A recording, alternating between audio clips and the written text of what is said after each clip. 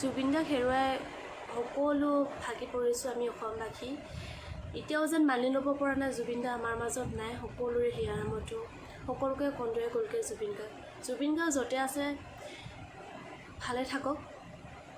আৰু জুবিন দা সোঁৱৰণি মই আজি সুমন্ত মাধৱ বৰাৰ এটি কবিতা লিখনি পঢ়িবলৈ লৈছোঁ। আজি সৰগত কম সভা বহিছেনে? জ্যোতিপ্ৰসাদ হৈছে সভাপতি, সম্পাদকৰ পদত বিষ্ণুপ্ৰসাদ। জয়ন্ত হাজৰিকাই দিছে আদৰণি সভা। পুৱা খগেন মহন্ত আৰু অৰ্চনা মহন্ত বহি আছে নিৰণে। দেখিছোঁ আগশাৰী প্ৰতিমা বৰুৱাৰ সৈতে দীপালী বৰঠাকুৰ আৰু নীলপৱনো আছে। ভিতালী বা আজি ভীষণ ব্যস্ত। জোনবাইৰ দেশলৈ যে জুবিন দা আহিছে। সৰহ হৈ যোৱা দায়িত্বত আছে ভিতালী বা। তাৰ সহায় আগবঢ়াইছে গায়ত্ৰী।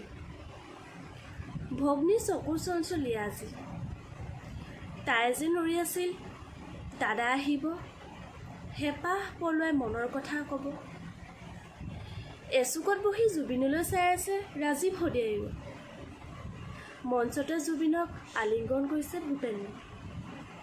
জ্যোতি বিষ্ণুহক হেঁপাহ পলুৱাই ভূপেন হাজৰিকাই কৈছে জুবিনৰ কথা। জুবিনৰ কথা যেন শেষেই নহ'ব আজি।